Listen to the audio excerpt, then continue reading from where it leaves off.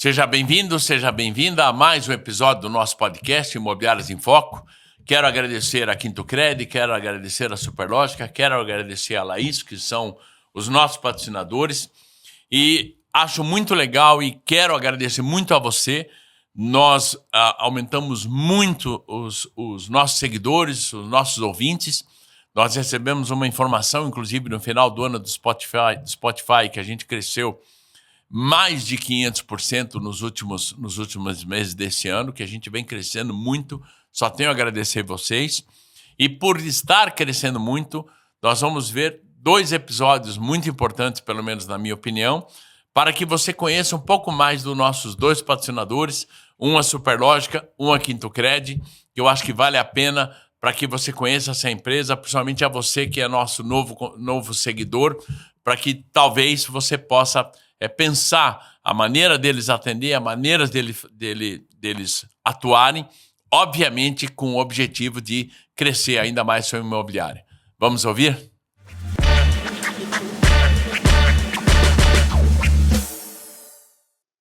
Olá, seja bem-vindo aí mais um episódio de Imobiliárias em Foco. Hoje o assunto, eu acho que é um assunto bacana, que a gente vai falar sobre a desburocratização, até a palavra já burocratiza um pouco, do mercado imobiliário. A gente, já deixando claro, a gente não conseguiria fazer um podcast nessa linha se a gente não tivesse nossos patrocinadores. Eu agradeço aí a QuintoCred, agradeço a Superlógica de estar apoiando, são empresas que acreditam no mercado imobiliário, são empresas que apostam na imobiliária, e aí eu agradeço a isso, porque o nosso podcast ele é especificamente voltado a você, voltado ao dono da imobiliária, voltado à imobiliária, e isso é legal. O podcast a gente já tem, mesmo antes um pouco do lançamento, muitas imobiliárias já sabiam, a gente começou a ter muitas perguntas, então já abro, mande perguntas para a gente, mande quem você gostaria que fosse entrevistado, para que a gente possa aí responder aquilo que você precisa, trazer pessoas que sejam interessantes para a sua imobiliária e bola para frente aí. O teu questionamento, a tua pergunta, você pode fazer diretamente aí no meu Instagram, @RosalvoBarreto, e bola para frente. Hoje eu tenho aí um convidado muito bacana, é o Anderson. O Anderson, eu tive a oportunidade de conhecer ele na época de que ele fundou a Velo. Muitas imobiliárias já conhecem o processo da Velo, e ele veio aqui um pouco para falar sobre esse processo, porque a Velo, na minha visão, ela foi uma das responsáveis aí por facilitar o processo da locação, evoluir essa linha toda. Ele, além disso, é formado em MBA de Gestão de Negócios pela Dom Cabral e em Gestão de Projeto pela FGV. E ele é uma pessoa que, particularmente, ele gosta muito aí de acompanhar a mudança no mercado, entender essa dinâmica toda que deixa aí, que permite não só a empresa dele evoluir, mas também que ele evolua. Anderson, seja aí extremamente bem-vindo ao Imobiliárias em Foco. Estou muito feliz de você estar aqui, até porque muito obrigado já a QuintoCred pela confiança que é um dos apoiadores do nosso processo aqui. E queria inicialmente que você falasse um pouquinho de você, se quisesse apresentar um pouco melhor e tal, e a gente começar esse bate-papo aí. Obrigado, Rosalvo. A todos que estão nos ouvindo, é uma satisfação poder conversar no seu programa. Espero que a gente consiga gerar um pouco de inquietude, né, para quem está nos ouvindo sobre o mercado imobiliário e sobre como ele precisa buscar também conhecimento, buscar informação para que consiga superar os desafios aí desse mercado bastante competitivo. Me apresentando, né, eu tenho formação em sistemas da informação, então é uma área mais voltada à área de tecnologia, e 2 especializações, uma voltada à gestão de projetos, onde a gente consegue aprender um pouco mais a ter acabativa, não só a iniciativa, né? Legal. E uma formação em gestão de negócios, foi ali que eu comecei, né, a fazer uma migração de carreira, saindo da área de tecnologia como executivo e indo para a área de tecnologia como empreendedor. E essa formação me provocou muito, né, trazer alguma mudança no mercado, a fazer alguma contribuição para o mercado. E quando a gente se conheceu, foi logo no começo, a gente estava começando a entrar nesse mercado e um ouvido muito atento, né? Porque eu venho da área de tecnologia, meus sócios vinham do mercado imobiliário, conhecem o mercado imobiliário, mas a gente precisava fazer essa sinergia fluir para que a gente conseguisse, de alguma maneira, levar uma solução para o mercado. E em 2019 a gente lançou a Velo, que até então era a empresa que a gente era sócio e começou a entrar no mercado com esse produto, com essa solução, que tem tudo a ver com a sua fala, né, de reduzir a burocracia desse mercado. Legal. Então nós queríamos, naquele momento, fazer algo diferente para esse mercado, provocando-se a trazer tecnologia, trazer a uma inovação do processo. E a gente, então, pegou e alinhou todos esses conhecimentos de alguém que vem do mercado como executivo, que é a minha carreira, minha vida foi RP, implantação de software, para conectar com os meus sócios que diziam, né, a gente só entende de empilhar tijolo, né, uma brincadeira que eles faziam, mas são pessoas que vinham desse mercado e conhecem bastante o mercado desde criança, desde do avô ali na construção civil. Então são engenheiros que de alguma maneira a gente conseguiu se provocar muito, se unir muito para que a gente levasse para o mercado uma solução diferenciada. E da onde surgiu a ideia da Velo? Porque quando você lançou, eu lembro que uma época você foi no meu escritório, a gente bateu um papo e tal, e a gente vem de um 2016, do 2015, do 2014, seja lá o que for, onde o mercado imobiliário na locação, a gente tinha principalmente o fiador, aí depois você tinha um número muito limitado de seguro-fiança, e aí a Velo vem com essa ideia aí também de revolucionar. E de onde é que surgiu essa ideia? Porque vocês eram, vamos chamar assim, um embrião, né? Era, eu acredito essa ideia toda. E como é que surgiu? Eu diria que foi uma junção, né? Eu bati 40 anos e me deu uma crise. Pensei, poxa, o que eu vou fazer aos 40 anos? E queria empreender e queria viver essa jornada. E de alguma forma eu me sentia um pouco capacitado para isso. E eu olhava para dois mercados. O mercado financeiro ou o mercado da saúde. E eu tinha uma tese de que uma startup num desses mercados seria algo que daria muito certo. E em 2016 eu fiz o MBA com o Alberto, que é um dos meus sócios, que era também é um sucessor da família Stein, da construtora Stein, lá de Blumenau. E naquela oportunidade ele tinha já tentado criar uma solução. Na época ele se chamou do Seu Barriga, em alusão ao programa do Chaves, que tinha lá o Seu Barriga, que corria atrás aluguel?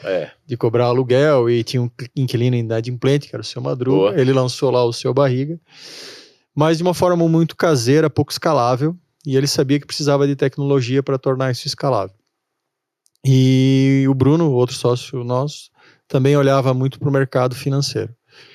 Então, quando a gente parou e, de alguma maneira, sentou para tomar um café e falar sobre algumas ideias, iniciativas que cada cabeça ali daquela mesa tinha, a gente começou a enxergar uma oportunidade de entrar nesse mercado com um produto financeiro, e o produto de garantia nada mais é do que um produto financeiro, né? E trazer tecnologia para que isso pudesse ser escalável. Então nós já tínhamos feito esse piloto, né, na vivência do Beto e Bruno na imobiliária que eles tinham, e nessa experiência eles viram que ali tinha uma dor um pouco resolvida até então, ou ela era resolvida parcialmente, melhor dizendo, e é o que a gente chamava logo de começo, assim, todo mundo quer participar do momento de ir pro altar, né, que é o momento de aprovar o crédito ou colocar um inquilino dentro do imóvel. Mas ninguém quer participar do momento da inadimplência. Né? Daí ficava lá, na nossa brincadeira, o Seu Barriga lá correndo atrás do inquilino para cobrar. E a gente pensou, poxa, as imobiliárias devem passar por isso o tempo todo. E se a gente for um parceiro que de fato resolva esse tipo de problema e que esteja com a imobiliária não só no momento da contratação do inquilino, mas que também esteja com a imobiliária no momento em que ela tenha a dor, Sim. no momento que ela tem inadimplência. Então a gente não começou com todo esse pacote de oferta de serviços, a gente começou inicialmente pivotando, a gente foi muito disciplinado assim, em exercer aquilo que uma startup tem que exercer. Então a gente fez um produto minimamente viável, a gente usou a tecnologia para tentar testar esse produto, a gente fez os primeiros clientes localmente, a gente ouvia muito o que os clientes diziam para a gente, e a gente foi então superando isso tudo. E quando a gente percebeu no primeiro ano de 19, né, que a gente teria condições de escalar, a gente entrou então em 2020 com o pé um pouco mais embaixo. Legal. E a gente conseguiu rapidamente aí, para você ter uma ideia, no final ainda de 20, início de 21, a gente já estava em todos os estados brasileiros com Rápido, né? a época aquele produto, aquela marca chamada Velo. Então foi muito rápido, porque a gente criou um modelo para ser muito rápido e tinha um processo, uma proposta de valor bem diferenciada. E aí entra a união de vocês com a Quinto Andar, né? Que até vocês acabam transformando o nome para Quinto Cred. O que essa união trouxe de diferencial para esse dono da imobiliária, para essa imobiliária que está nos ouvindo? Essa união trouxe que diferencial para a imobiliária? Perfeito. Só, se me permite, Rosalvo, voltar um pouquinho. Claro. Um dos caras também que foi muito responsável por escalar isso tudo foi o quarto sócio que entrou, que era o muito conhecido pelo mercado, Paulinho. Uhum. E na época ele dizia, né? E era uma coisa até às vezes estressante entre eu e ele no dia a dia, porque ele vendendo, ele dizia para a imobiliária assim: não, tu vai ver quando eu torço para o primeiro inquilino ficar inadimplente, para tu ver como a gente é diferente. E para quem está gerindo uma companhia, cuidando do caixa, fazendo gestão, olhando o custo, equilibrando os ponteiros, não era uma coisa com esse discurso. Não era uma coisa muito gostosa de se ouvir, né? Você fala assim, poxa. E ele dizia, não, isso aqui é o nosso maior marketing. A gente tem um marketing fantástico que vocês vão ver que quando tiver um problema a gente é quem resolve. Isso fez com que a gente passasse a ter uma volumetria de mercado, de contrato bem alta. Boa. De alguma maneira, a gente foi super disciplinado em cada real que entrasse, a gente investia na companhia, né? Eu costumo dizer que a gente não entrou para fazer uma venda de uma startup, a gente entrou para fazer parte desse mercado, e a gente continua com essa cabeça, e a gente continua nesse mercado. E quando a gente entrou com crescimento, né, de colaboradores em decorrência do crescimento e da confiança das imobiliárias que entraram conosco, a gente botava todo o dinheiro na própria empresa, investia lá mais R$1, mais uma pessoa, mais R$1, mais duas pessoas, de uma forma muito disciplinada, sempre tendo a cautela de que quando a imobiliária precisasse da gente no acionamento, né, na inadimplência, a gente tivesse dinheiro disponível, pagasse rápido. E provavelmente na nossa cabeça, né, isso chamou a atenção de um grande player de mercado, não só um, foram vários. No caso, a gente fechou com o Quinto Andar, porque eu acho que o nosso LinkedIn cresceu muito rápido. E várias empresas e fundos e começaram a vir atrás de nós. Isso foi meados de junho de 21. A gente estava lá trabalhando, focado em crescer, em melhorar processo, em evoluir tecnologia, quando alguém entra no meu LinkedIn e me chama para uma conversa. E foi bem provocante, porque foram quase que 6 empresas aqui num único período, assim, num curto espaço de tempo. E a gente olhou um para o outro e falou, pô, a gente deve estar fazendo algo legal. A gente deve estar fazendo algo que de fato está tendo um reconhecimento de mercado. E aí começamos um processo de se conhecer, né? Porque eu acho que a nossa proposta de valor primeiro queria com que a gente tivesse o mesmo cuidado com as imobiliárias que a gente já vinha tendo. Uhum. Né? A gente cuida de cada parceiro com muito respeito e muito carinho. E a gente queria uma empresa, se eventualmente fosse fazer uma fusão, que continuasse fazendo isso e nos permitindo fazer isso. E das empresas que a gente avaliou, das empresas que a gente avaliou e foi avaliado, foi uma troca, né? a gente enxergou valores muito parecidos. E aí sim, no final de 21, foi 4 de dezembro de 21, a gente assinou a venda 100% da antiga Velo, hoje Quinto Cred, para o grupo, né, GRPQA, que uma das empresas desse grupo é o Quinto Andar. Né? Então foi um momento bastante gratificante, mas também preocupante. Gratificante porque, de um lado, você tem um grande player que passa 6 meses te avaliando, né? A gente foi aberto ao meio, assim, né? Para poder ver se tudo que a gente falava fazia sentido, se a gente tinha um crédito bom, se a gente não fazia crédito por fazer, né?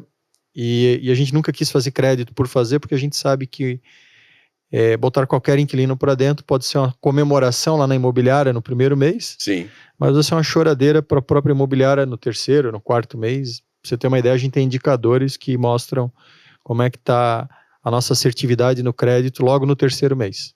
Porque se a gente estiver errando tão cedo, boa, a gente também está gerando um problema para o nosso parceiro. E aí a gente fechou então esse deal, que o mercado das startups chama, né? Fechou essa venda. E a partir dali a gente começou um processo de integração, que ele continua sendo feito, né? Ele continua evoluindo, porque não é muito simples de se fazer. Envolve muitas pessoas, envolve muitas famílias, muitas vidas. Até porque também o mercado tinha um certo receio, né? Tinha um certo medo de, poxa, o que essa união vai trazer, o que eu acho que isso, eu lembro que o grande questionamento das imobiliárias era isso, quer dizer, o que vai trazer para o meu negócio e se isso tem um risco ou não para o meu negócio também, né? Perfeito. Eu não sei se você lembra, mas eu acho que eu cheguei a ligar para você. Sim, falei, olha, vai sair uma notícia no mercado e eu gostaria, de alguma maneira, trazer um pouco dessa narrativa e dar um pouco desse contexto. Primeiro, por respeito a pessoas como você que cuidam desse mercado, zelam por esse mercado, né? E querem fortalecer esse mercado, o que eu acho que é o mais importante. Nós nos preparamos lá para ligar para todos os nossos parceiros e nós explicarmos de forma muito aberta, de coração muito aberto, tudo que a gente fez e por que a gente fez essa venda. Então, foi muito legal, porque a gente teve sim um medo, né, dos nossos parceiros, um receio, mas a gente não perdeu ninguém. Boa. Né? Todos eles mantiveram o voto de confiança que tinham nos dado lá atrás, que também já foi um voto corajoso, né? Claro. Porque você começa a apostar em alguns jovens ali querendo fazer um negócio que detém, de alguma maneira, um certo investimento. A aprovação, né? Era muito conservadora, né?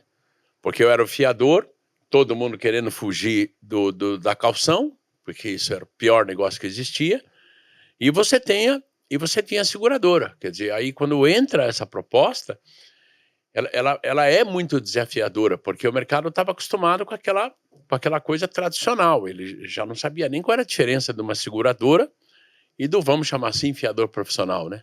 Perfeito. E o mercado, na essência, assim, né? Acho que você leva muito conteúdo com profundidade, né? Mas se você perceber, às vezes o mercado ele é muito raso, né? Boa. Ele, em alguns momentos, ele copia comportamento. Isso.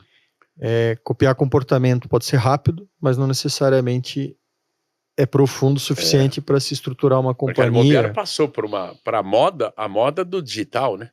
Todo mundo queria entrar em qualquer coisa digital, porque todo mundo está entrando, eu vou entrar. Vou assinar esse app porque está todo mundo assinando. Vou ter tal ferramenta porque todo mundo vai ter. Se eu não ter, como é que fica, né? E a gente gostava quando a imobiliária provocava a gente a provar como a gente ia resolver de fato os problemas. Cada vez que a gente era chamado à prova, né? Uhum. A gente dizia, bom, aqui agora a gente está falando com um parceiro que está pensando a médio e longo prazo. Boa. Porque aquele que também entrava logo no jogo, também saía logo do jogo. Então, legal, é importante, né, que ele tenha, você tem que ter parceiros que querem estar no mercado muito tempo. Boa. E a gente, então, toda vez que era colocado à prova, a gente ia com muito apetite, assim, para responder todas as dúvidas E as que a gente não sabia, a gente buscava a resposta com especialistas, com pessoas do direito.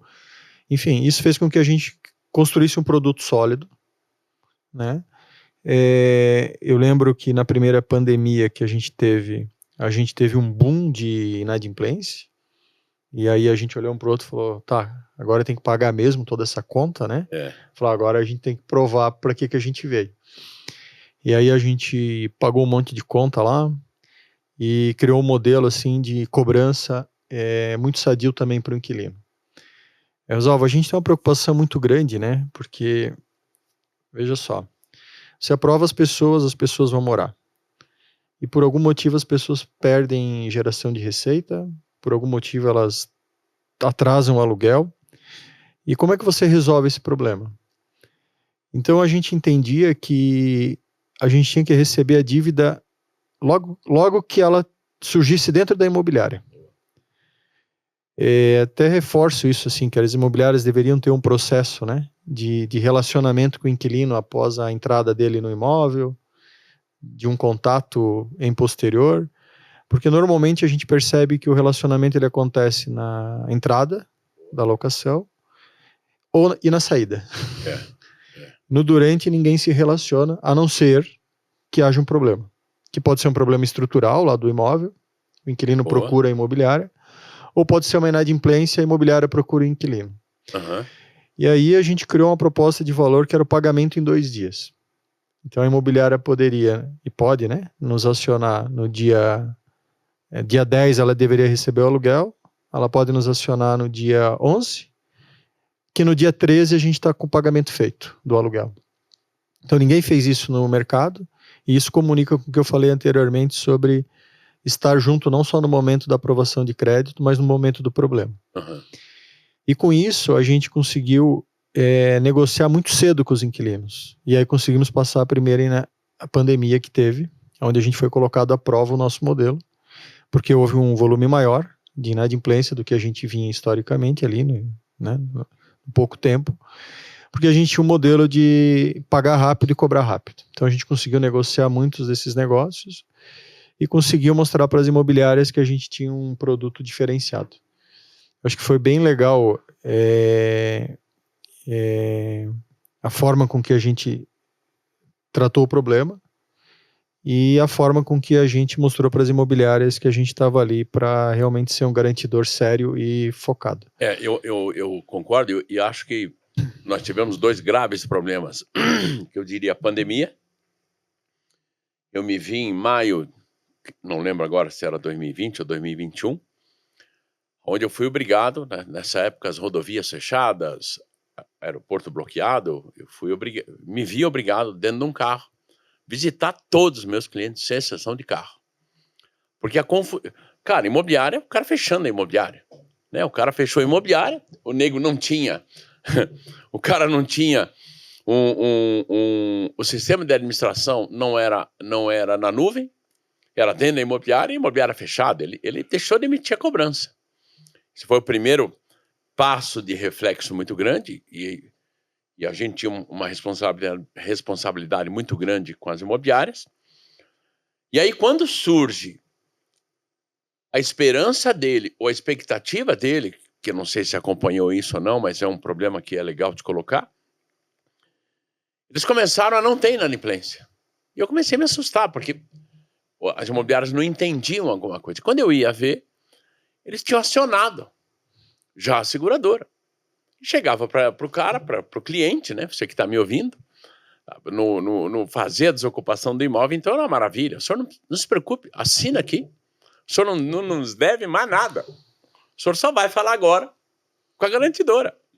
Então não se preocupa com isso. E aí o cara imaginava que tinha uma inadimplência 0 e a inadimplência dele um buraco desse tamanho. E ele não entendia, que eu acho que o que você colocou muito bem, que quando você fala assim, mas peraí, como é que eu vou perceber esse atraso? É onde as imobiliárias, a grande maioria, que eu acho que se você que estiver nos ouvindo, essa questão do Anderson que vai te dar uma luz boa tudo que você tiver não pago dentro dos 30 dias é chamar atraso. O atraso é um excelente negócio, eu consigo ganhar juro com isso, eu consigo tudo. Passou de 30 dias, virou um problema que aí chamou-se inadimplência. Quer dizer, e as imobiliárias começaram a entender isso, porque isso é uma coisa talvez que é importante também colocar. Eu creio que muitas garantidoras tiveram um susto, como de repente, opa, eu virei agora o cobrador da imobiliária, né? Quer dizer, então e é bem o que você colocou. Caramba, como é que o cara já atrasou nos 3 dias, ou 4 dias, ou 5 dias, como é que eu vou fazer? E muitas imobiliárias se encostaram na poltrona, não se preocupe, tá tudo certo, que não é bem assim, né? Quer dizer, ela tem que ter a conversa com o inquilino, ela tem que ligar para o cara, qual é o problema, porque a culpa não é do mercado, a culpa não é da garantidora, a culpa não é do cliente. O que eu sempre digo é o seguinte, neste momento atual, o grande problema de crédito no Brasil está com um cara, que a gente percebe, estudos do Banco Central falam isso, que ganha 4 pau por mês. Esse é o pior cara que está na inadimplência no Brasil hoje. E é o cara, a grande maioria, do aluguel. Então ele não consegue entender que o custo do aluguel dele subiu, né? Que antes era 20% da renda, passou para 35%. Por quê? Por isso que o imóvel é um excelente negócio, quer dizer, a pessoa não comprou o imóvel, vivemos num país onde nós temos um país de devedores, porque você recebe 3, 4 cartões de crédito, fica fácil. Então você tem dívidas, você não tem contas, né? Você acaba tendo dívida para pagar sempre.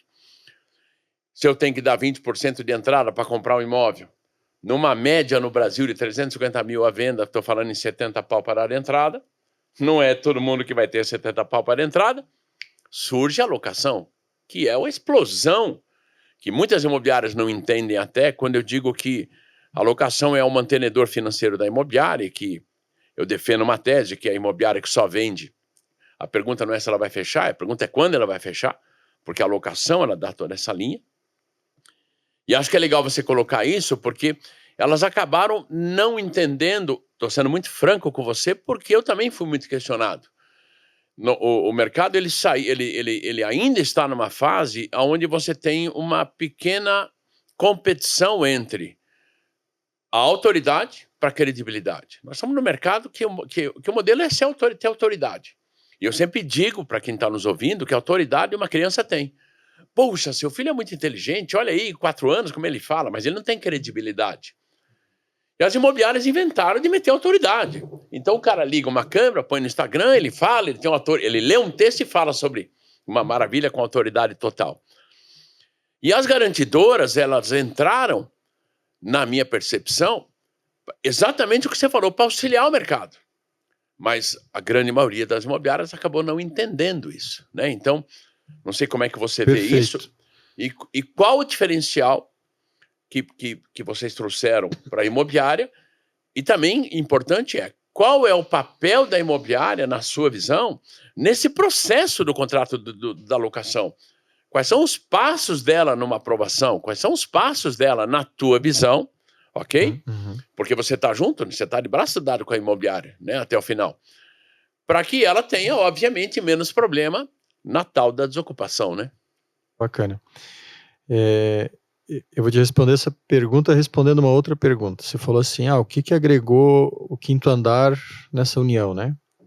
Além desse modelo, essa nova marca, né, que a gente criou, lançou para o mercado, que é uma declaração do Quinto Andar dizendo, estamos focados em vocês imobiliárias, que é a Quinto Cred, a gente também aprende muita coisa de um player que tem muita informação. E a gente quer poder, de alguma maneira, retribuir isso para o mercado. Então, para você ter uma ideia, hoje uma pessoa no Brasil troca de imóvel 1 vez e meia. Vamos botar assim na média, né? Uma pessoa vai comprar um imóvel 1 vez e meia. A compra. Estou falando da compra. E ela aluga durante a vida dela. Durante a vida dela. Isso. Então ela vai, sei lá, a maioria das pessoas tem uma única compra de imóvel. E a gente falou dos motivos aqui, você comentou. E a locação, não. A locação, ela tem um período longo, né, de mudança. Sei lá, eu e minha esposa acho que mudamos umas 6 vezes juntos, ela mais umas 12 sozinha, eu mais umas 6 sozinha, então a gente tem várias mudanças que a gente fez na vida. E a gente é um exemplo que eu acho que de poucas mudanças, mas Pensa quem muda direto de trabalho, de lugar. Então o aluguel ele é um advento muito importante para que essas pessoas consigam morar melhor, morar mais perto do trabalho, morar com mais qualidade, e cada um tem um motivo da sua mudança.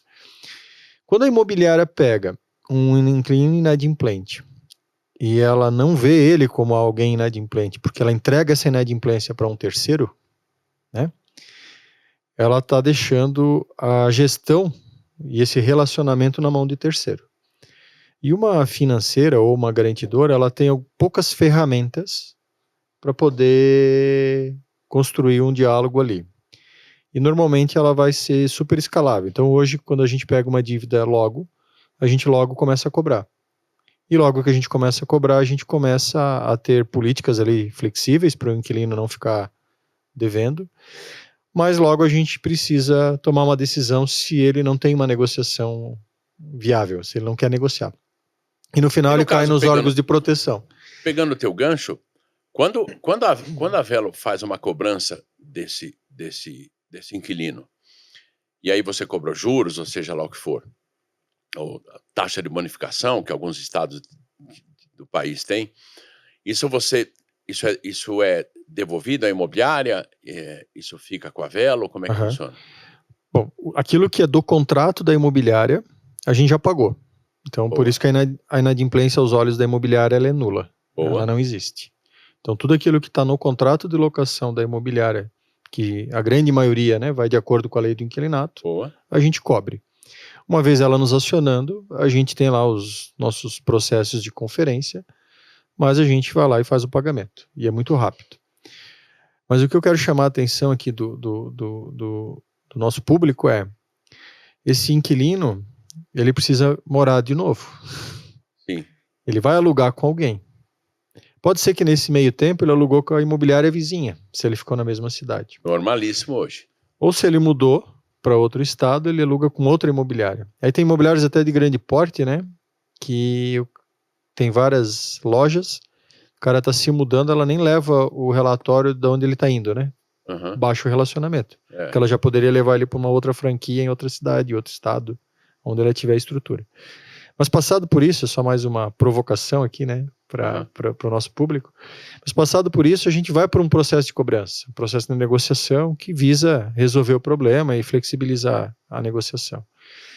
Mas se não há negociação, todas as garantidoras, ou seguradoras, ou enfim, vão levar esse inquilino ao órgão de proteção, o Serasa, SPC, o que tiver. Isso vai fazer com que ele não alugue mais com a imobiliária. Boa. E aí, por quê? Porque ninguém quer aprovar o inquilino inadimplente. E aí ele vai alugar, sabe com quem? Com o proprietário. E aí eu acho que a gente cria um círculo, quase que a gente gera doença no mercado, porque olha só, o proprietário que aluga direto não leva na imobiliária. E quando eu visito uma imobiliária, a primeira pergunta que eu faço é, qual é o problema que você tem que resolver? Eu preciso de mais imóvel. Sim, E aí ela não tem mais imóvel. O que eu quero provocar aqui é que, assim, toda vez que a gente deixa um problema no ar de alguém que aluga, e esse alguém vai alugar várias vezes na vida, esse problema que a gente deixa no ar, por mais que a garantidora tenha resolvido, de alguma maneira ele influencia o sistema como um todo. E não pode, aí vem a frase do Fênix ressurgiu das cinzas. O proprietário, ele foi um cara que antes alugava. Ele morreu. Ele não aluga mais. Agora, a partir do momento que você joga para o proprietário de novo, você vai fazer a Fênix ressurgir das cinzas. Vai fazer ressurgir. E assim, e esse boom de inadimplência que a gente está vivendo, para você ter uma ideia, a gente está em... Quem for ouvir depois, né, vou deixar aqui só uma referência de data. A gente está em junho de 2023. A gente tem 1,5 milhão de pessoas nos órgãos de proteção com R$100 de inadimplência. Apenas R$100. Isso aí. Então, assim, é um número gigantesco de pessoas que, de alguma maneira, dependendo da austeridade da régua de crédito, não vão ter imóvel alugado. E ele vai procurar quem? Alguém que alugue. Boa. E aí tem um proprietário que não é um profissional da locação, ele é um profissional de outra coisa. Claro. Ele não é um profissional do mercado de locação. Mas é importante as imobiliárias ouvir que ele vai ter um modelo de contrato, ele vai ter um advogado, parceiro, que se propõe a resolver os pepinos para ele, E aí, Fênix pode ressurgir das cinzas. Então ele vai, de alguma maneira, a gente está empurrando as pessoas para algum lugar que não é tão legal assim. Então qual que é a recomendação aqui, né? Primeiro, que se tenha um relacionamento com o inquilino não só no momento da locação, e sim no durante. Até porque, o que eu te perguntei foi assim, quando você faz a cobrança, que devolução você faz para a imobiliária, porque muita gente que está nos ouvindo aqui, às vezes, ninguém é obrigado a saber tudo, né? E eles podem não saber o que é uma régua de cobrança. E hoje o faturamento de uma imobiliária, na minha visão, ela perde muito dinheiro se ela não entender o processo administrativo, que pode virar o ataque. Eu sempre digo que uma imobiliária é separada em duas coisas, ataque e defesa. Ataque é alugar, vender, conquistar o mercado, marcar gol. A defesa não toma gol. É o administrativo. Botou o imóvel para dentro, está aqui o inquilino, parabéns, seja bem-vindo. Está aqui o proprietário, parabéns, seja bem-vindo. Contrato assinado, tocamos o seu negócio. Esquece o atendente, esquece o captador, esquece todo mundo, ninguém mais deveria, sim, não falar com esse cara, o administrativo fala. Só que, para quem não sabe, uma régua de cobrança é o quê? Se eu estou fazendo o processo da cobrança e eu não aciono o meu garantidor, todos os processos de juros, se eu tenho a bonificação ou não, bonificação, para quem não sabe, se o inquilino vence dia 7, mas ele pagar até o dia 5, por exemplo, ele tem uma bonificação especial do valor. Isso fica para a imobiliária, principalmente se ela garante o aluguel. São receitas que eu chamo de receitas inovadoras, receitas que ele tem. Então, quando ele também não administra isso e ele aciona diretamente o garantidor, ele não profissionaliza, perde dinheiro, não tem régua de cobrança e não evolui o mercado. Porque o que você falou tem muito fundamento, e a grande pergunta que as pessoas fazem é por que o inquilino está saindo, trocando muito de imóvel? É simples. Porque ele não precisa mais pedir pinica para o fiador. Ele não precisa chamar o sogro, não precisa chamar ninguém para assinar. Antigamente, ele aceitava qualquer porcaria de imóvel, porque ele não podia chamar o sogro de novo. Putz, eu vou mudar. O sogro, não, eu não assino mais. Então, eu vou renovar esse contrato e vou ficar aqui mesmo. E aí surge as garantidoras, que dão para ele a chance dele ser alguém. E aí, a lei do inquilinato é clara. Aos 12 meses, eu saio, vou para onde eu quiser, porque o meu processo já está aprovado. Então, eu acho que a imobiliária, nesse papel, se ela consegue entender qualquer garantidor como parceiro, e se ela consegue entender a régua da cobrança, ela vai transformar isso, em vez de negativo, no positivo. Né? Não sei qual é a sua visão, e por isso que eu pergunto qual que é o processo, como você está ali dentro disso, que processo você acha dentro do processo da locação, processo de avaliação do locatário, e até às vezes com a resistência que a Quintocred tem encontrado no processo de locação com as imobiliárias, né? Perfeito. Hoje na Quintocred a imobiliária ela tem total flexibilidade para usar o produto do jeito que ela quer. Então, por exemplo, a imobiliária que provavelmente foi orientada por você, ela usa mecanismos de ampliar sua receita, você citou alguns aqui. Ela não precisa acionar a gente em 2 dias. Ela pode acionar a gente quando ela quiser. Boa, exatamente. E aí, ela pode inclusive acionar a gente com esses mecanismos de receita que a gente vai pagar esses valores. Aí, legal. Inclusive multa e juros. Por que a gente paga rápido? Porque a gente daí pede para que não seja acionado com multa e juros, porque a gente daí monetiza o que ela não quer monetizar. Boa, então olha que interessante, que eu acho que é bem para quem está nos ouvindo. Você tem a opção A, B e C. Você quer rapidez, você quer segurança, você quer participar do bolo, você quer comer um pouco de recheio? Tudo tem. Quanto mais profissionalizado você tiver, mais parte do bolo você vai ter. Exatamente. E a imobiliária que entendeu o nosso produto, ela vai poder usar, fazer a gestão dela e usar a gente no momento que ela entender que é mais adequado. E aí, respondendo a sua pergunta, assim, quais são os desafios que a gente tem mais percebido com as imobiliárias?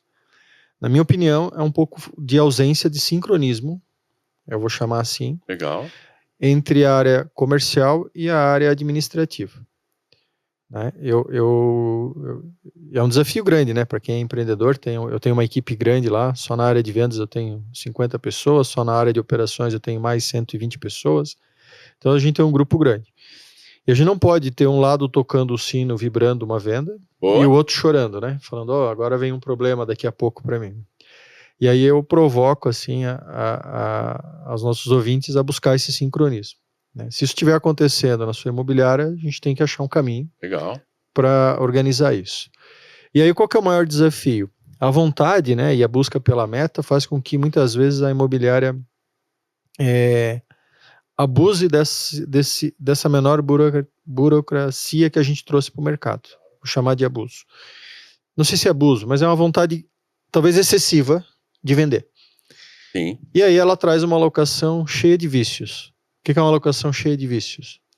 É uma alocação que tem o inquilino, que vai morar de verdade, mas para que consiga compor o score, está o sogro também. Uhum. Boa. Mas o sogro não vai morar. Isso, inclusive, conflita com a lei do inquilinato. Sim. Então, primeira recomendação assim, para as imobiliárias, colocar a lei do inquilinato como um mecanismo de sustentação do seu negócio, para que ninguém deixe o seu negócio fragilizado por falta disso. Porque uma garantidora, ela pode, uma vez identificado isso como algo de uso incorreto da plataforma, da tecnologia, da solução, não mais garantir. Porque no nosso contrato diz que a gente tem que ter responsabilidade sobre os dados que entram. Legal. E a inserção desse dado que entra é a responsabilidade do nosso parceiro, da imobiliária. Então, primeiro ponto, não adianta fazer venda oca, porque senão um lado toca o sino, o outro sabe que não vai dar certo, né? Então é tentar fazer uma captura de um lead lá na fase, né, de captação, tentar trazer o lead mais qualificado para dentro da imobiliária, tentar entender quem de fato vai morar dentro do imóvel, dentro da locação, e submeter para a gente uma informação mais fiel possível, porque a gente vai aprovar, inclusive, muito mais, né? Então, o primeiro desafio que a gente tem visto é esse. Existe um grande medo, quando a palavra surge dentro da imobiliária, da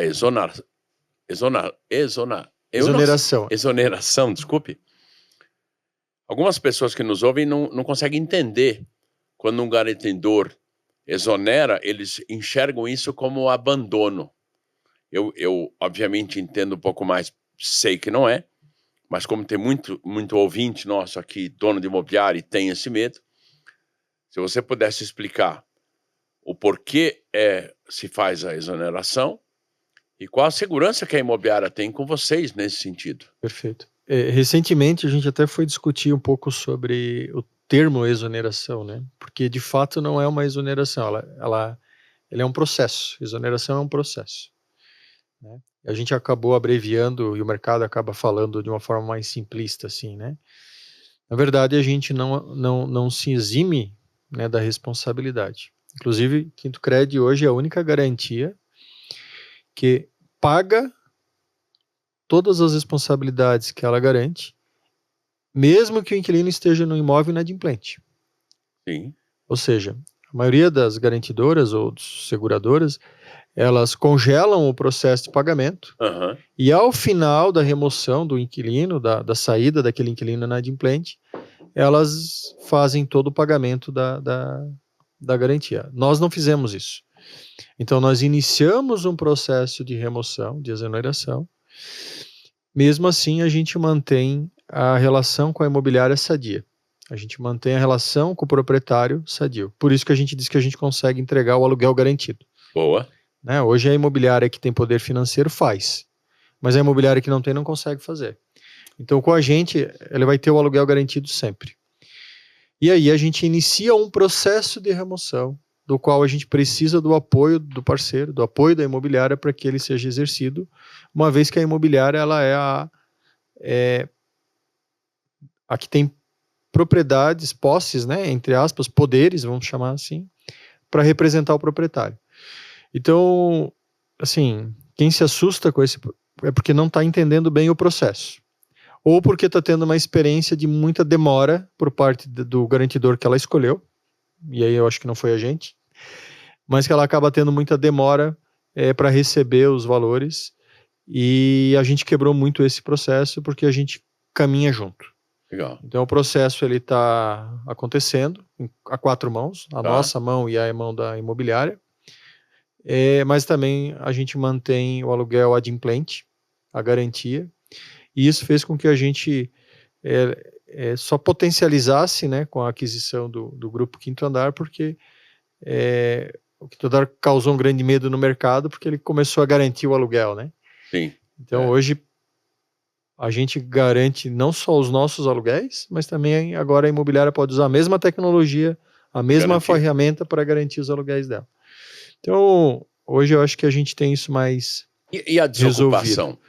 Eu até acho que fica aqui a promessa de trazer o Anderson novamente e falar de alguns assuntos mais específicos, que é a dor, vamos falar assim, de muita gente. Mas quando a gente fala em desocupação, você vai falar se o cara tem móvel, se o cara não tem, se ele tem móveis, que eu digo lá dentro, se a pintura, como é que funciona a garantia desse processo, a garantia até a saída ou não? Como é que funciona a desocupação? Que segurança imobiliária tem de desocupação com a Quinto Crédito? Toda a nossa solução foi pautada e montada em cima da lei do inquilinato, e nós funcionamos de forma igual ao fiador tradicional, aquele que de alguma maneira ainda se faz muito presente no mercado, mas a gente, a partir do momento que a gente é um fiador profissional, um garantidor, um fiador profissional, a gente tem as mesmas responsabilidades de um fiador pessoa física. Significa dizer que tudo aquilo que está na vistoria de entrada, uma vez feita a vistoria de saída e havendo a divergência, a gente cobre. A única diferença é que a gente tem um acordo de limites. Essa é a grande diferença. Então, por exemplo, contando uma história aqui para o nosso público, há um tempo atrás apareceu lá um piano para a gente pagar. Porque o piano estava naquela casa, naquele imóvel, e tinha um piano lá que a gente tinha que, de alguma maneira, houve lá uma falha lá no uso do piano, lá, estragou o piano, e o proprietário queria o ressarcimento daquele piano. A gente não esperava por isso, né? A gente falou, a gente fez um produto, mas ninguém imaginava que alguém deixaria um piano lá, uma coisa tão valiosa ou até de cunho tão pessoal.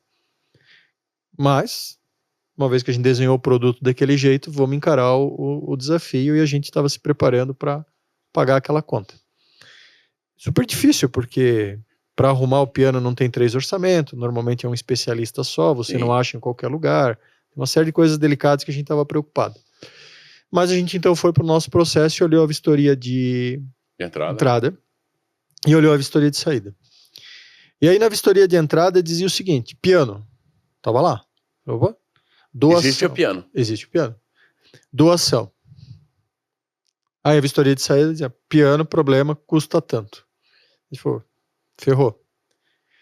E aí não é porque a gente não quer pagar o proprietário. Eu quero que o nosso público entenda uma coisa. A gente também tem uma responsabilidade com o inquilino. Claro. Como é que eu tomo posse de uma dívida? Porque eu sou tomador de posse de dívida. Quinto Crédito hoje toma posse de uma dívida. Legal. Como é que eu tomo posse dessa dívida e cobro do inquilino? Sendo que o documento dizia que era uma doação. E ele não especificava para quem, ele não especificava o que era. Então, não é simplesmente vai lá e paga a inadimplência, paga lá o item e piano. Não. Você tem que ter direito de cobrar aquilo do inquilino. E a partir do momento que eu não consigo ter esse direito, a gente não paga. A partir do momento que a gente tem esse direito, a gente sim, pagaria o piano. Estou explicando isso porque o nosso público entenda que ele também tem que ter processo muito maduro lá dentro. Tem que ter muita clareza do que ele está fazendo, para que ele faça um acionamento onde a gente consiga se empoderar da inadimplência, pagar a inadimplência e cobrar do inquilino o que de fato é devido do inquilino. E não simplesmente cobrar do inquilino para a gente agradar o proprietário no curto prazo. A gente tem que pensar no médio e longo prazo. Então, nesse exemplo, a gente não conseguiu pagar o conserto do piano por conta dessa frase doação lá na vistoria. E, de fato, era uma doação para uma entidade, XPTO, só que essa doação não se concretizou por questão logística, é um produto difícil de se levar. Ninguém e aí queria buscar. Aí a pessoa foi morar com criança e acabou gerando, então, esse dano É o famoso móvel, né? Muita gente sabe. É o famoso móvel da vovó que tem cupim e o cara não quer tirar. Entendeu? Ele tem aquela emoção. Cara, esse balcão era da minha avó.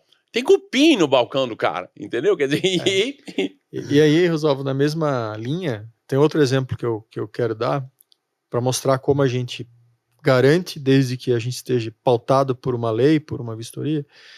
E rapidamente aqui contando, chegou lá um dano do imóvel, né? Onde o proprietário queria ressarcimento por uma série de coisas. E nada daquilo estava na vistoria de entrada. Nada daquilo. Então, assim, isso torna uma relação muito complicada, porque a imobiliária, eu super entendo, ela quer de fato preservar o proprietário, ela quer cuidar dele, porque ele que gerou ali a permissão, né, dela comercializar o imóvel dele, dela poder explorar esse bem também. Mas, ao mesmo tempo, tem que entender que essa responsabilidade ela ganha dois lados, né? E que na hora do inquilino ali, e aí naquela residência lá houve a pessoa que foi morar, também tem inquilino que não tem clareza, né, do que é uma locação, então ela foi morar, ela não gostava lá da parede do jeito que ela estava desenhada, tinha um arco lá na passagem, falou, eu vou fechar essa parede. Mas não consultou o proprietário, não pediu a permissão do proprietário, não combinou que faria aquela benfeitoria, não fez nada disso. Simplesmente foi lá e subiu uma parede. Quando da devolução do imóvel, o proprietário queria de volta o arco lá daquela passagem e ele queria de volta do jeito que era. Só que a vistoria de saída tem que narrar isso tudo. Se ela narra isso tudo, eu consigo juntar no meu processo, pagar o proprietário, fazer tudo isso e cobrar do inquilino, porque foi falta de responsabilidade do inquilino fazer a benfeitoria sem alinhar. Então não adianta o cara ter a foto de entrada e a foto de saída. O que você diz, exemplificando se puder, narrar em que sentido? Tem que Porque muita gente nesse momento faz a vistoria, põe lá para saída, o narrar eu acho que é um ponto importante para que a pessoa entenda isso. É profissionalizar a vistoria, né? Então você tem lá, de repente, uma fatura de X valor e ela não faz referência ao que aconteceu. Então aí sim que eu falo, então você pode ter sim as imagens da entrada, você pode ter as imagens de saída e você pode fazer esse vínculo nas vistorias. E aí quando ele vier para a vistoria de saída, que ele for assinar, ou eventualmente ele possa se recusar, mas existem testemunhas, várias maneiras de você imobiliária provar que, né, houve o cuidado também pelo inquilino. Então que você consiga fazer toda a relação correta de qual é o conserto que está sendo feito, como você está fazendo para o imóvel voltar ao estágio inicial.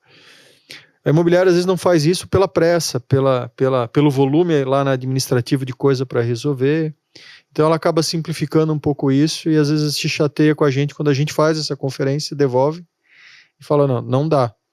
E não é porque não dá porque a gente não quer, não dá porque eu não tenho como sustentar uma cobrança de um inquilino. Então, eu acho que as imagens são elementos importantes para você, é um mecanismo de profissionalizar a vistoria, você consegue fazer isso, eventualmente buscar testemunhas que ele possa ter se recusado, mas contando o desfecho dessa passagem, a gente fez essa orientação, a gente mostrou para a imobiliária que ela deveria fazer uma melhor vistoria de saída, e com isso a gente conseguiu pagar a garantia, conseguiu voltar lá o imóvel para o arco que tinha, para a passagem que tinha, e conseguiu anexar isso a um processo de cobrança do inquilino, mostrando também para o inquilino que ele não teve o cuidado que o inquilino tem que ter. Né? Legal. Então, acho que, resumindo aqui essa história, a gente consegue. E nessa hora também a questão jurídica ela facilita, porque, creio eu, você tem a imobiliária, que é uma pessoa, óbvio, uma pessoa jurídica. Se eu tiver um terceirizado, se fizer a vistoria, ok, é um cara. Ele não está ligado a essa, ele tem a responsabilidade dele. E você, nesse caso, como eu gostei da palavra que você usou ali, um comprador de dívida, não? A gente absorve uma dívida, a gente acaba sendo... Você também é um terceirizado que não está, vamos chamar terceirizado, que eu digo, você responde por parte. E juridicamente você acaba tendo mais força do que a própria imobiliária num pacote todo que o juiz pode pensar, poxa, né? Quer dizer... Sim, a gente hoje vem criando, né, com o tempo, uma base, né, de vitórias no judiciário. Legal. Que mostra a nossa profissionalização, mostra a seriedade com que a gente está fazendo a coisa acontecer, e bem provável que isso, de alguma maneira, possa, né, exercer alguma força dentro do judiciário. E essa ramificação que a Quinto Crédito tem hoje, então significa que o cara tem lá, por exemplo, no interior da Bahia, uma questão para discutir judicialmente, o teu braço consegue, vamos falar juridicamente, ter uma ação lá, fazer esse processo todo, a imobiliária pode ficar tranquila com isso. Bacana. Com o crescimento, a gente diferente, né, de uma imobiliária, a gente passa o dia todo pensando em processos escaláveis. Esse é o nosso dia.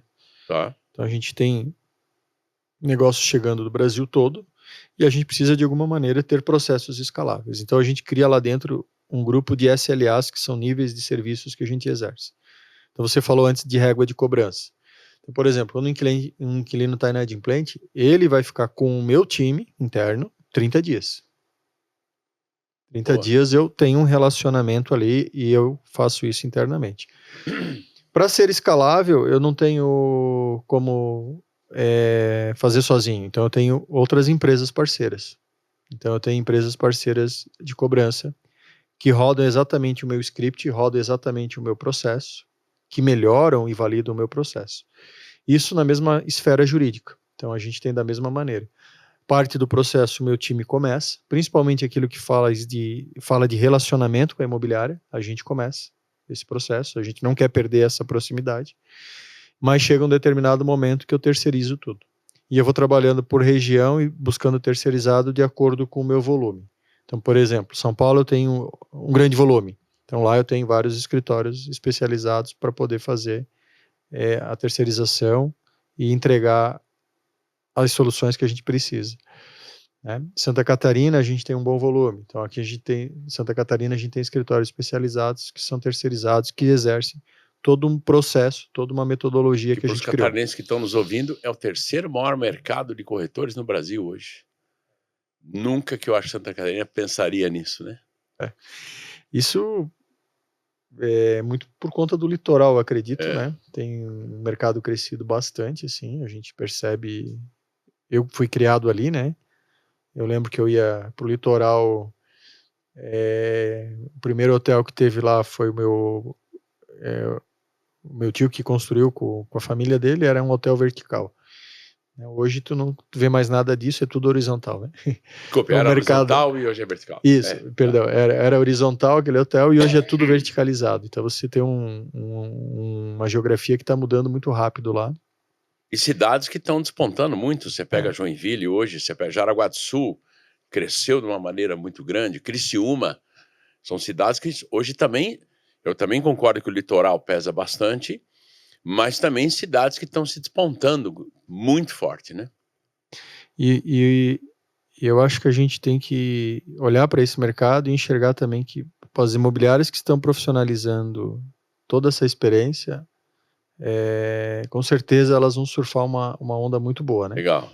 Então eu acho que isso é importante a gente falar aqui, porque eu vejo muito investidor comprando um imóvel e depois ele olha para a imobiliária e fala assim, tá, agora aluga para mim. Daí ela fala, não, eu não alugo, eu só vendo. Aí ele faz o que com aquilo, né? Então, cada vez mais a gente tem visto o imóvel sendo tratado como um item financeiro, e aí essa vem a provocação, né? Então a gente tem vários corretores, enfim, mas todos estão se profissionalizando a ponto de entregar todo esse círculo que a gente está falando. Sim. Eu acho que tem muito espaço para imobiliária lá em Santa Catarina ou fora, ou aí com a digitalização, hoje você pode também atuar em qualquer lugar, né? Exatamente. Então não precisa estar lá geograficamente, né? Então... Eu sou uma prova disso porque dizem que eu moro em Curitiba, né? Mas eu fiz um post esse tempo atrás aí, e foi engraçado, que eu tomei café da manhã em Curitiba, eu almocei em Itu e jantei em Londrina. Quer dizer, e hoje em dia não existe distância, né? Hoje em dia é bem isso. Você pega o Nordeste do Brasil, o Norte, são processos pujantes. Anderson, para a gente encerrar, na tua visão, naquilo que você possa auxiliar imobiliário, o que a imobiliária deve ter como lição de casa, após ouvir isso, no sentido de menor reflexo no atraso de aluguéis por parte dos inquilinos? Qual é a lição de casa dela aí? Eu acho que a imobiliária ela tem que escolher algumas batalhas ali que ela precisa, porque quem quer fazer tudo não faz nada direito, né? No que diz respeito à inadimplência, eu acho que o primeiro ponto é ela tentar estabelecer uma negociação, ela estabelecer um processo onde ela consiga, de alguma maneira, entender qual que é o momento daquele inquilino. Talvez até, Rosalvo, algo que vem um pouco antes. Né? Nós somos muito compradores por impulso, assim, né? Às vezes o inquilino ele gostou muito de um imóvel, mas não necessariamente esse imóvel cabe no bolso dele, né? A gente tem aí um poder de compra que tem diminuído, enfim. Mas que ele tem que fazer uma escolha de ou morar mais longe e pagar mais caro. Não vai ter mas de alguma saída. maneira também mostrar para ele que tem outras opções. Tá. Pô, uma imobiliária hoje, ela não precisa só se ater ao bairro dela para captar. Ela pode captar a cidade toda. Sim. Ela não precisa só captar naquele bairro que ela mais convive. Então, eu acho que tem um primeiro passo que é tentar equilibrar isso, né? Porque a vontade, às vezes, ela é dominante. E aí ele quer aquele imóvel porque quer aquele imóvel. E no final do dia, paga um mês, paga 2 meses. Quando vê, o terceiro mês está muito pesado. Né? Então, olhar para isso, tentar ver essa renda, fazer um pouquinho de conversa ali na fase inicial. E se eventualmente haver essa inadimplência, tentar de alguma maneira equilibrar, né, a balança, né? Tem um tema que eu acho que é super delicado, que eu acho que um dia vai cair, mas eu acho, né? Que é a multa rescisória, né? A multa rescisória é bastante punitiva, né? Aos olhos de um inquilino. Ela é justificável, porque o proprietário ele cedeu aquele imóvel para ele. Então é um tema bastante delicado, assim, que a gente não vê muita saída. Tem que ter esse diálogo, tem que ter esse entendimento. E se a gente enxergar que tem como retirar o inquilino de um imóvel, colocar ele num mais aderente, ela conduz já isso, né? Ela pode conduzir esse processo, ela pode manter a ocupação dela sempre em alta, ela pode conduzir ele para um outro lugar, do que simplesmente deixar uma relação fria, que ele vai virar a esquina, vai alugar com outra imobiliária, ou ele vai procurar um proprietário e vai alugar, porque a gente precisa comer e morar. Isso. É um item de primeira necessidade, todo mundo precisa disso, né? E se a gente não parar e pensar isso, a gente começa a rodar a máquina muito no automático. Não pagou, passa para a garantidora que resolve, a garantidora vai lá e protesta. Eu acho que a gente pode criar um ciclo não sadio. Desgastante, Ou, né, como você falou, fazer ressurgir da cinza aí o proprietário e ele ganhar uma força gigante, e aí a imobiliária ter mais custo de aquisição de um imóvel, que ela poderia suavizar bastante nisso. Eu acho que a gente tem bastante desafio pela frente. Para quem está nos ouvindo, assim, quem é o nosso parceiro, primeiro agradecer a parceria, falar que a gente acorda todo dia para acertar. Às vezes a gente erra, mas a gente acorda todo dia para acertar e a gente quer acertar cada vez mais. Eu brinco lá com o meu time, quanto mais a gente erra, a gente também mais acerta. Quem eventualmente não nos conhece, que queira conhecer, a gente tem um time comercial super preparado, né? Ama o que está fazendo, adora falar com a imobiliária, adora interagir, adora ser provocado, né, sobre cada etapa do nosso processo. A gente está com o nosso site hoje é o quintocred.com.br. Tem também as nossas redes sociais, QuintoCred no Instagram, QuintoCred no LinkedIn, QuintoCred no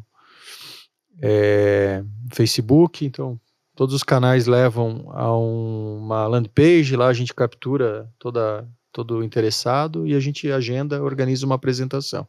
E como você bem falou, a gente fica em Blumenau, mas a gente não atua só em Blumenau. De manhã eu falo com alguém do Nordeste, de tarde eu falo com alguém do Sudeste, de manhã e de tarde eu falo com pessoas de todo o Brasil, porque a gente criou um modelo para que isso acontecesse. Meus contatos pessoais também, se alguém quiser eventualmente, Anderson XP no Instagram, Anderson.Felício no LinkedIn, e tô lá todos os dias, assim, tentando desafiar o time a entregar o que tem de melhor, e até o nosso time que estiver nos ouvindo aí, eu acho que uma empresa é feita de pessoas. Acho que também vale uma gratidão muito grande, porque são eles que representam tudo aquilo que a gente pensa como estratégia, como expansão. E a gente está muito feliz com o nosso momento. A gente está no momento assim, esse mês agora a gente está lançando tecnologia nova, a gente está lançando um pacote de produtos novos. Então a gente tem uma série de coisas que a gente se preparou para fazer.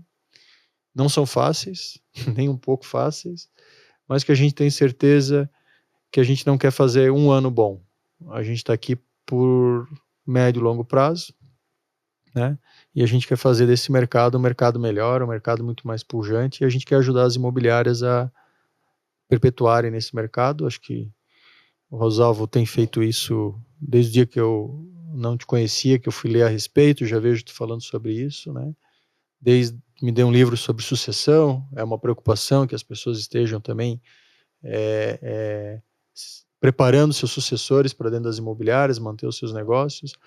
Então acho que a gente tem uma certa sinergia de pensamento e espero que a gente tenha aí outras oportunidades de estar junto. Show de bola. E quero agradecer a você ouvinte. Eu acho que sem você o mercado imobiliário não existia. Quero agradecer mais uma vez a Quinto Cred, quero agradecer mais uma vez a Superlógica. Eu acho que são empresas que estão apoiando claramente o mercado imobiliário, apoiando claramente a sua imobiliária.